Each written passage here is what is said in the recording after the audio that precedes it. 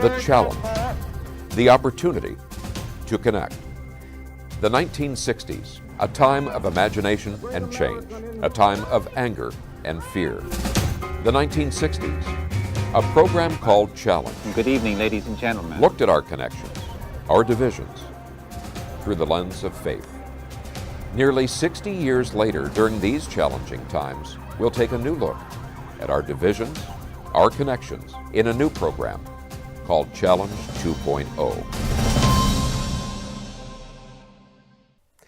Columbine High, Sandy Hook Elementary, Virginia Tech, Mandalay Bay, Las Vegas, the Tree of Life Synagogue in Pittsburgh, Emmanuel African Methodist Episcopal Church in Charleston.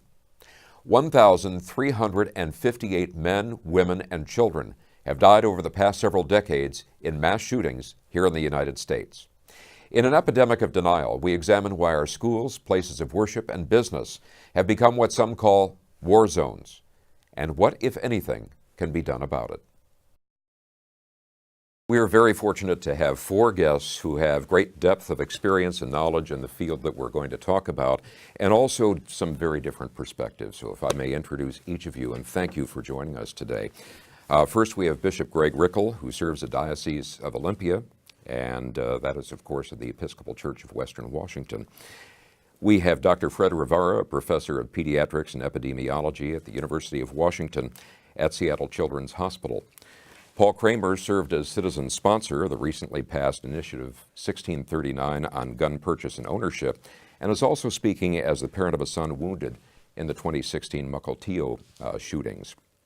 And a frequent face, not frequent enough, is Rabbi Daniel Weiner, who serves as the senior rabbi at Temple de Hirsch Sinai with campuses in both Seattle and Bellevue. So again, thank you, each of you, for joining us on this very important topic. I think nothing is as powerful in framing an issue as a personal story, unfortunately one that involves a lot of pain. Late one night in July of 2016, Paul, you received first a phone call and then I think a visit at your house, the kind of visit no parent ever wants to receive. Could you take us back through time and tell me what that visit, what that call was all about? Sure. The phone call actually didn't come through because my phone was on silent that night. In retrospect, that was an error on my part, but the phone was on silent. So I missed calls, I missed text messages. The police came to my door at about 2:30 in the morning, knocking loud to wake me and my wife up. And though the details were very sketchy and limited, they said that my son had been shot and that we needed to go to Harborview Regional Trauma Center to be with him. Little else was shared, so we got dressed quickly, drove very fast. I then noticed on my phone that there had been previous contacts, text messages and phone calls that I had missed. And so some additional details started to come in. On the way to the hospital, we didn't know what condition he would be in when we got there or if he would even be alive. Once you got to the hospital, you received a little bit more information. You were able to see your son, I believe, and some more pieces of the story began to come together. What did you discover as you were sitting there at the hospital then, Paul? Well, first and foremost, my son was seriously injured. Heavy blood loss from the entry wound, which came in the middle of his back, narrowly missing his spine, missing his heart, shattering his shoulder blade, puncturing his left lung, passing through his lung, a piece of the bullet coming out of his left shoulder, multiple pieces of shrapnel lodged in tissues in his upper left chest and back. But he was alive, and the early indications were that he was going to survive. And so that was a huge relief right there. What were the circumstances that led to the shooting? My son was at a gathering of young people. My son was 18 at the time in the summer of 2016. He was at a house with a bunch of friends that he went to high school with. The rest of them were all 19 years old. And there were 19 people in the house. My son was one of 19. They had all graduated high school a year prior. They'd gone away to university. They were home for the summer. Good kids from good, loving families. Mostly young men. There were a few young women there, but mostly young men had grown up playing baseball together, soccer together, basketball. They were good friends. One of the young women who were there was not necessarily a strong part of that social group, but had started to develop friendships with some of the people. Anyways, she had an ex-boyfriend, also graduated from the same high school, who wanted to get back together with her. And she didn't want that.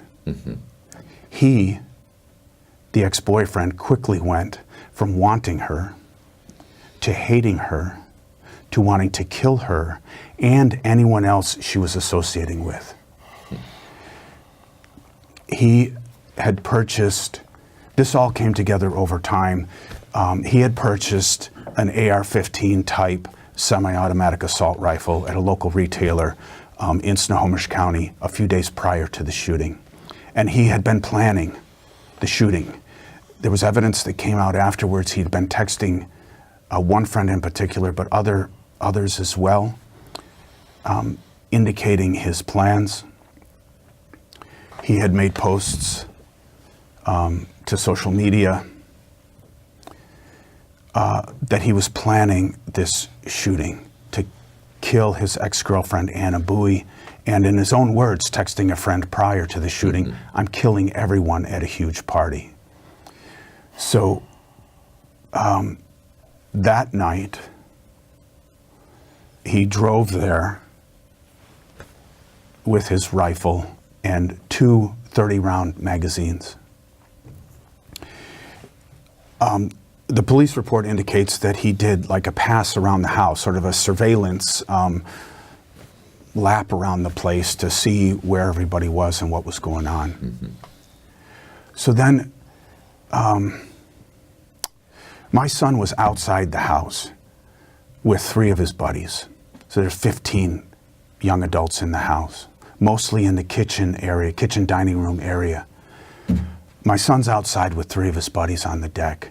One of them, Jake Long, decides it's either time for him to go, he was going to go home because he had talked about that, or there's a possibility that he saw the shooter pass from behind some bushes to this other side of the house and then wondered what the heck was that and went to investigate.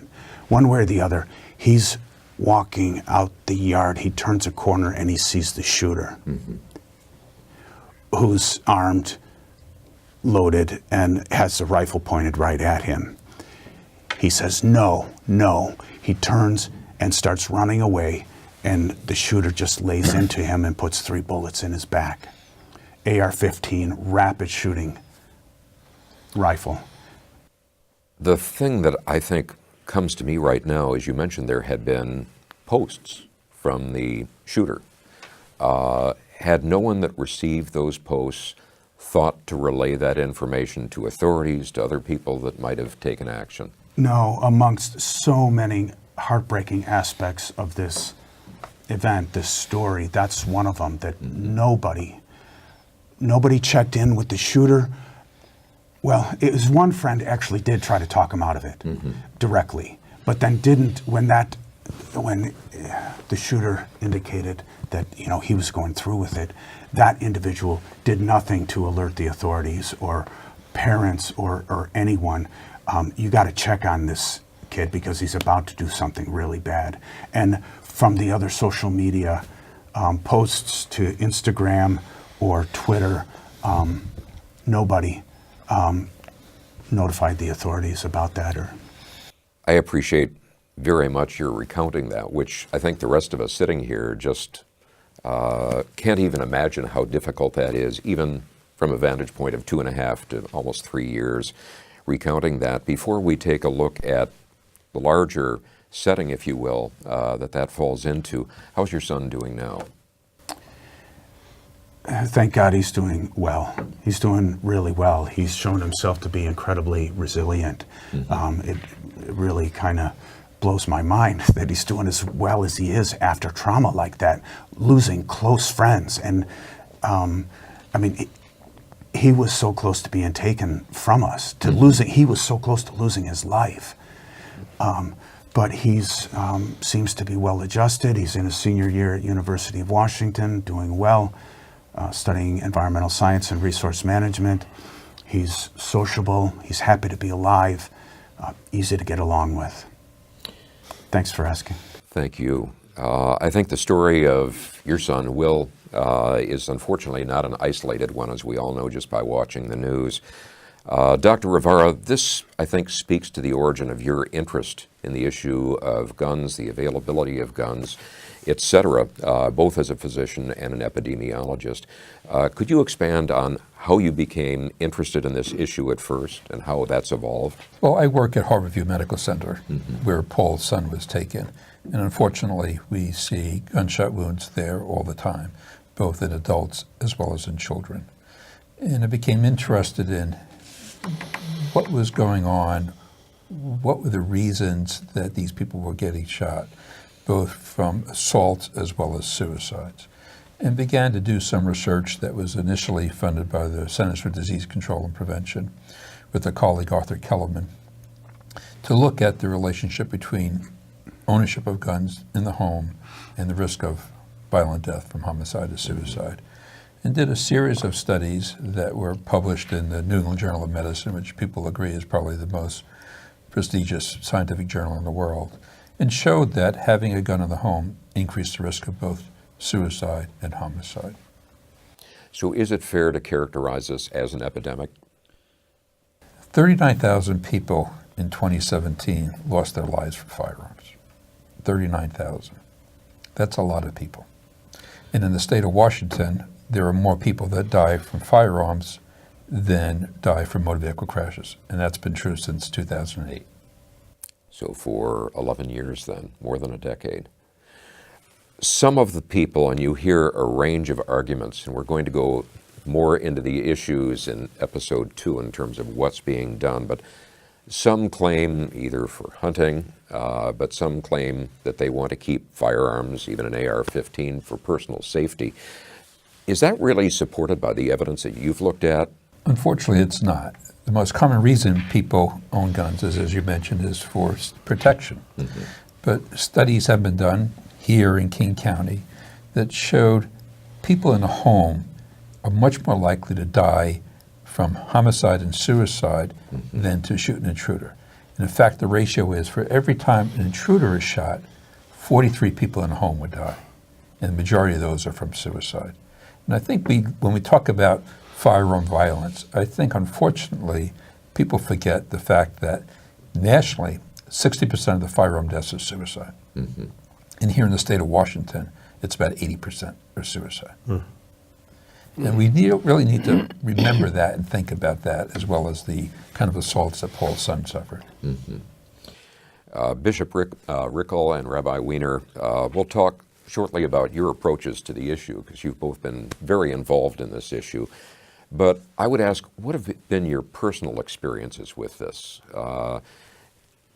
By virtue of your role as a faith leader, you're providing the shoulder for people to gain some support. But I would have to believe that internally, while you are providing that shoulder, there are also things going through your head and your heart at the same time. What have your experiences been with that? Well, the Jewish community, unfortunately, has endured some very direct impact from this. In 2006, the Jewish Federation office was attacked by a disturbed man wielding guns, and he injured a number of individuals, killed one person.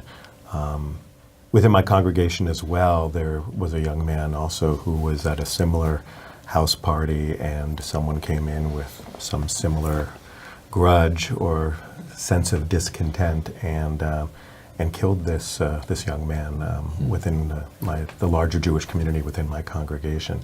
To this very day, most days within the synagogue, we have to have armed guards outside. We've had them for about 20 years, as have most congregations, most synagogues around the country in the aftermath of some high-profile events at the JCC in Los Angeles and some other places. And so, in a significant way, it has dramatically impacted not only individuals and families within my community, but really the whole ethos of how we see our community and see our place in the larger community. We certainly don't want our congregations to be fortresses. By the same token, we must do everything we can, because there are individuals who have concerns about the Jewish community, and within this country have very easy access to very powerful weapons that can do some very significant damage. On a very personal basis, just Paul, listening to your comments, I have an 18-year-old son currently who was on the cusp of going to college, and he goes to all sorts of parties and the kinds of things that we as parents never think about in terms of letting them go out and try to be independent. And it is heartbreaking for me. There always is something in the back of my mind that I really try to tamp down and to rein in that in our current society, this could be the last time that I see him. I pray and hope it is rare and unique, but increasingly it's not. And I think there are so many parents that I've talked to who feel similarly. Bishop Rickel, perhaps your experience with this. My personal experience goes back even in my earlier vocation was a hospital administrator, so many of those statistics that you are citing here we've known for a long time. And even healthcare in our country, research has shown that could be one of the greatest issues we could solve is guns and the prevalence of guns and the misuse of guns could do so much, even though we concentrate on other things. Just as the Rabbi said, our houses of worship now are being affected by this. We've had, at least in this diocese, 2 instances of suicides where people brought firearms onto the property.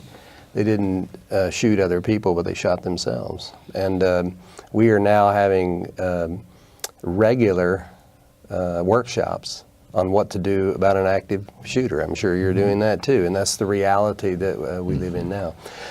I think I don't give thanks for this, but I will admit, I guess, and confess that the abstraction of it was taken away from me after Parkland.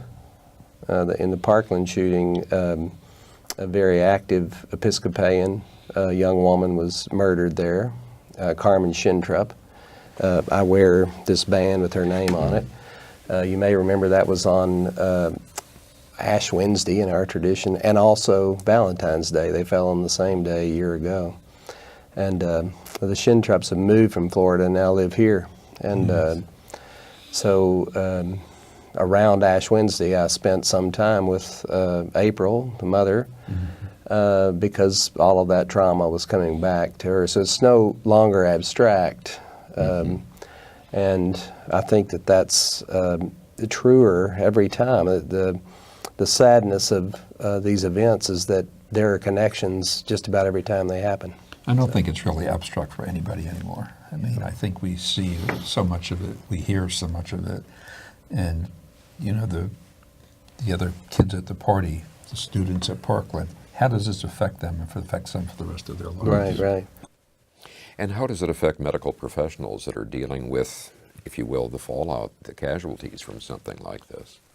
I think it's a tremendous issue for them, and the medical professionals are beginning to really respond. I think the medical professions begin to see this as an important public health problem and have written about it. And unfortunately, the NRA has pushed back against the medical professions, saying, quotes, stay in your lane, end quote, that we don't really know what we're talking about. But the surgeons who took care of your son at Harborview, that is their lane. Absolutely. Gunshot wounds are their lane. And I think that we realize that we have to do more than just patch people up, make them whole again. We have to try to prevent these incidents from happening in the first place. Since you bring it up that way, I'd say it's our lane too. Yes. And I've actually had that argument with people who say it's not a lane we should be in. I believe it actually is a lane that faith has something to say about and should be in right in the middle of that lane. We're going to talk about that in greater detail in episode 2. I think back to the 50s and 60s, we used to have duck and cover drills because of the potential for nuclear war. That was a threat imposed from without. Was it inevitable, in your views, that classrooms, and some have described classrooms, places of worship, places of business, have become war zones? Is that accurate?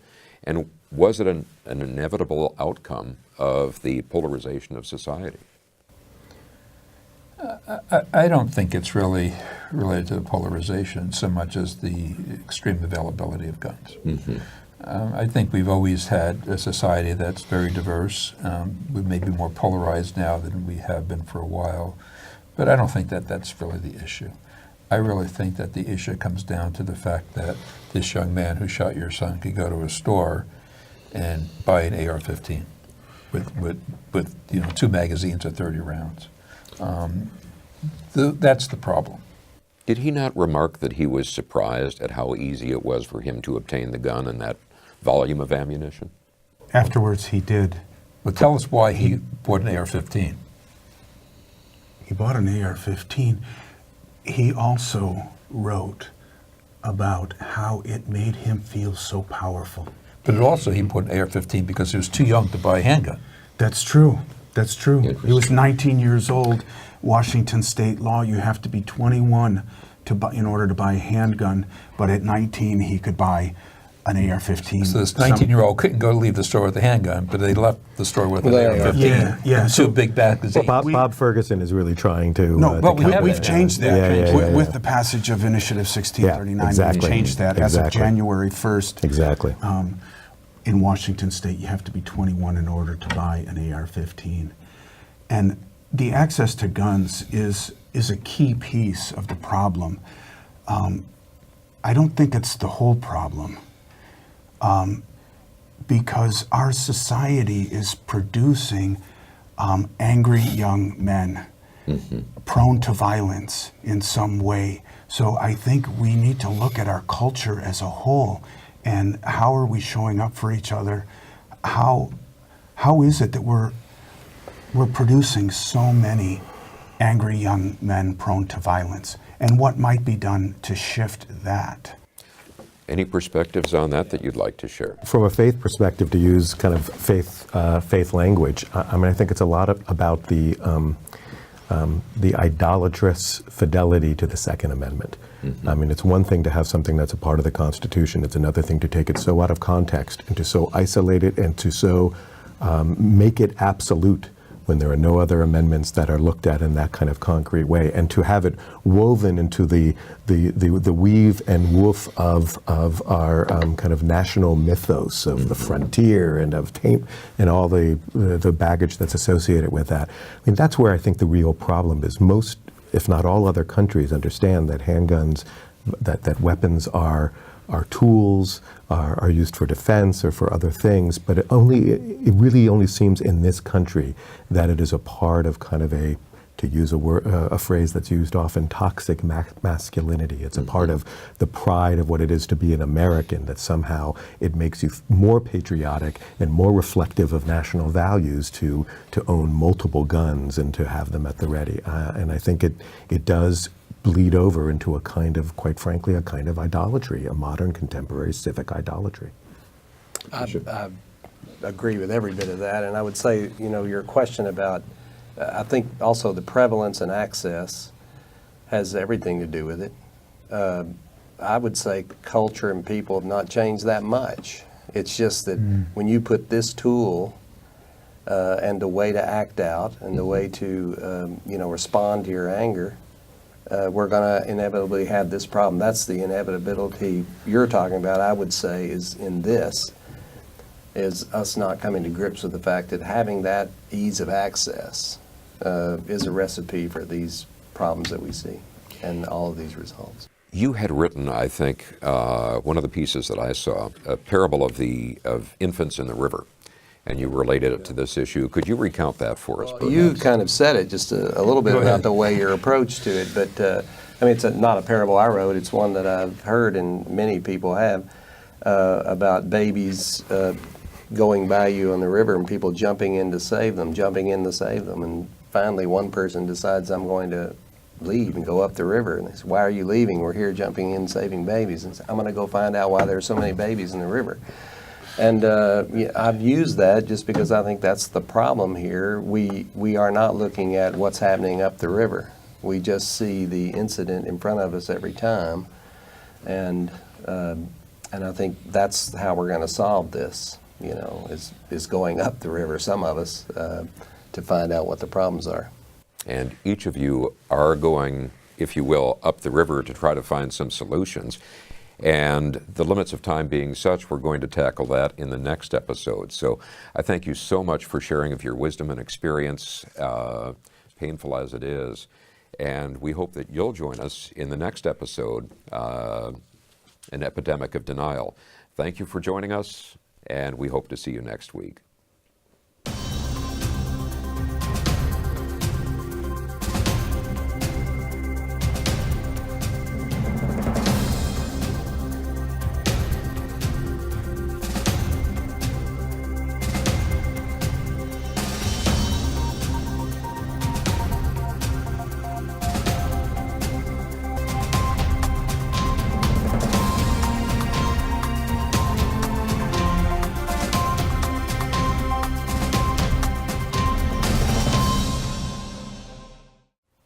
I'd like to tell you about the Tracy Levine Center, the originator and producer of Challenge 2.0.